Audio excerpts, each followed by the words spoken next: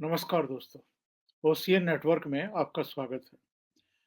ये तो आप जानते हैं कि राष्ट्रपति द्रौपदी मुर्मू साहिबा का ये दोनों सदनों के संयुक्त सत्र को संबोधित करने का प्रथम अवसर था, जो उन्होंने 31 जनवरी को किया। और आप ये भी जानते हैं कि वो देश की 15वीं राष्ट्रपति हैं और पहली राष्ट्रपति हैं जो आदिवासी समुदाय से आती हैं। इससे पहले जो राष्ट्रपति हुए हैं, उनमें से किसी को भी यानी आदिवासी समुदाय से नहीं बनाया गया।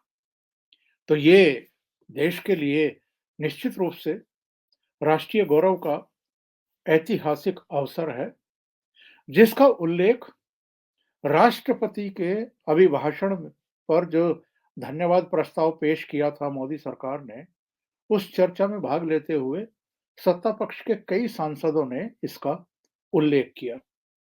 केंद्रीय मंत्री स्मृति ईरानी ने भी किया और प्रधानमंत्री नरेंद्र मोदी जब सदस्यों की बहस का जवाब देने के लिए खड़े हुए, तो अपने भाषण के शुरू में ही उन्होंने भी इस बात का उल्लेख किया, यानी इस बात का कि वो आदिवासी क्षेत्र से आती हैं और महिलाओं का एक गौरव है और उन्होंने आने वाली जो पीढ़ी है महिलाओं की, बालिकाओं की, उनके लिए एक प्रेरक की भूमिका अदा की है। कांग्रेस को इससे कितनी परेशानी होती है, अधीर रंजन चौधरी के जरा उस बयान से आप अंदाजा लगाइए जो उन्होंने दिया। उस समय सदन में गृह मंत्री अमित शाह भी मौजूद थे, कई केंद्रीय मंत्री भी मौजूद थे। हालांकि सत्ता पक्ष के एक सांसद ने, जो बिहार से आते हैं, उन्होंने इस पर ऐतराज भी किया कि कांग्रेस संसदीय दल के नेता अधीर रंजन चौधरी किस तरीके से राष्ट्रपति की जाति बता करके और उनके नाम का उल्लेख कर रहे हैं। उन्होंने एक नियम भी बताया, हालांकि अध्यक्ष ने उस पर ध्यान नहीं दिया, लेकिन आप इसका अंदाजा लगाइए कि डरी सहमी और लोगों द्वारा बार बार नकारी जा रही कांग्रेस के भीतर किस कदर एक खौफ का साया बैठ गया है कि अगर राष्ट्रपति को अभिनंदन करते हुए राष्ट्रपति का सदन में प्रधानमंत्री या उनकी कैबिनेट के मंत्री या सत्ता पक्ष के सांसद उनका गौरवगान करते हैं कि वो जिस समुदाय से आई हैं, उसको उन्होंने गौरवान्वित किया है, देश को उन्होंने गौरवान्वित किया है, तो इससे भी कांग्रेस को कितनी परेशानी होती है। पहले जरा अधीर रंजन चौधरी की परेशानी का आलम देखिए उनके कमेंट्स में। उसके बाद स्मृति ईरानी ने जो कुछ कहा था उनके बारे में, जरा वो सुनिए और फिर प्रधानमंत्री ने किन शब्दों में राष्ट्रपति द्रौपदी मुर्मू का अभिनंदन किया और आभार व्यक्त किया, जरा इसको भी सुनिए। Sir, as we know that the presidential address is drafted by the government, so it is not the president, but government is responsible for the contents of the address. With all reverence at my command, I must pay my respect to the President of India, but I beg to differ with the tone and tenor enshrined in the presidential address. This is the 15th President of India, and India is witness to 3 more acting president. कभी president की जब अभिभाषण होते हैं सदन में, तो कभी हमें उनकी जात या पात या धर्म के बारे में कभी सुना नहीं। लेकिन इस बार पहली बार ऐसा हो रहा है कि सारे हिंदुस्तान में ये ढिढोरा पीटा जा रहे हैं कि बीजेपी पार्टी ने एक आदिवासी को प्रेसिडेंट बना दिया, इसको एक चुनावी मुद्दा बना दिया, एक चुनावी मुद्दा बना दिया। मेरा कहने का मतलब थोड़ा सोचिए, ये क्या सियासी फसल उगाने के लिए? नहीं। सर, मुझे ताज्जुब लगता है कि हमारे देश में 15 ऐसे प्रेसिडेंट बन चुके हैं, तो कभी उनकी जात पात धर्म के बारे में कभी जिक्र नहीं करते। लेकिन इस बार पहली बार ऐसा हो रहा है कि हम आदिवासी को बना दिया, जैसे लगता है कि अब दान कर दिया, जैसे लगता है कि अब दान कर दिया किसी को।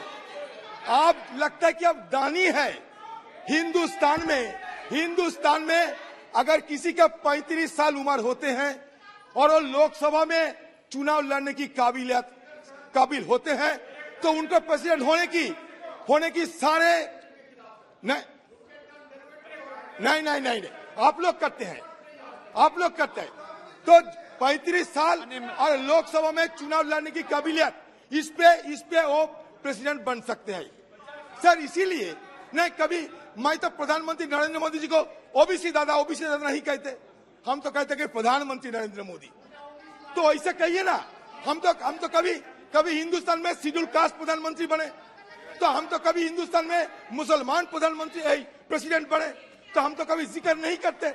लेकिन ये क्या होता है, आदिवासी, ये दया नहीं, ये हमारे महामहिम की काबिलियत पर आप शक जता रहे हैं। उनकी काबिलियत पर भरोसा करो, दान करने की कोई जरूरत नहीं है। ये होगी प्रेसिडेंट ऑफ इंडिया की सही मायनों में मर्यादा को पालन करना। यही मेरा 350। इसलिए महोदय, आज महामहिम राष्ट्रपति जी के अभिभाषण पर आभार मैं इसलिए व्यक्त करती हूँ कि देश में पहली बार आदिवासी समुदाय की एक बेटी को, एक महिला को राष्ट्र के सबसे उच्च संवैधानिक पद पर मात्र नरेंद्र भाई मोदी के प्रयासों से पहुंचाया गया। इतना ही संतोष नहीं कर रही हूं, मैं गौरव करती हूं इस बात का कि अगर आप समुचित सरकार का आदिवासी क्षेत्र के लिए बजट देखिए, तो जब कांग्रेस की सरकार थी तो 19,000 करोड़ रुपया खर्चा करते थे, पूरी सरकार को कहते थे, और जब मोदी जी की सरकार बनी तो 88,000 करोड़ रुपया मात्र आदिवासी परिवारों के लिए हमारी सरकार ने व्यय किया। आदरणीय अध्यक्ष जी,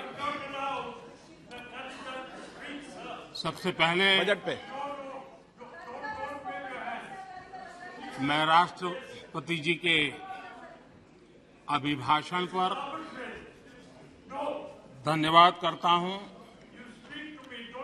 और ये मेरा सौभाग्य रहा है कि मुझे पहले भी कई बार राष्ट्रपति जी के अभिभाषण पर धन्यवाद करने का अवसर मिला है। लेकिन इस बार मैं धन्यवाद के साथ साथ राष्ट्रपति महोदया जी का अभिनंदन भी करना चाहता हूं।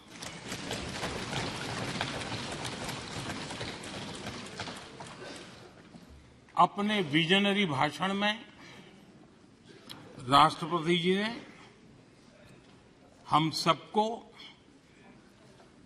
और करोड़ों देशवासियों को मार्गदर्शन किया है। गणतंत्र के मुखिया के रूप में उनकी उपस्थिति ऐतिहासिक भी है और देश की कोटि कोटि बहन बेटियों के लिए बहुत बड़ा प्रेरणा का अवसर भी। आदरणीय राष्ट्रपति महोदया ने आदिवासी समाज का गौरव तो बढ़ाया ही है, लेकिन आज आजादी के इतने सालों के बाद आदिवासी समाज में जो गौरव की अनुभूति हो रही है, उनका जो आत्मविश्वास बढ़ा है,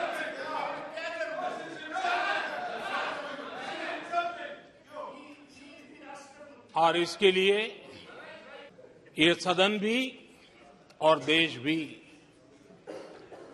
उनका आभारी हूं। तो ये हाल है कांग्रेस का। अधीर रंजन चौधरी ने जो कांग्रेस की परेशानी है, आदिवासी मतदाताओं के बीच उनको जो एक नया खतरा दिखाई देने लगा है, वो कहीं ना कहीं उनकी जुबान पर आ गया है। अभी के लिए इतना ही।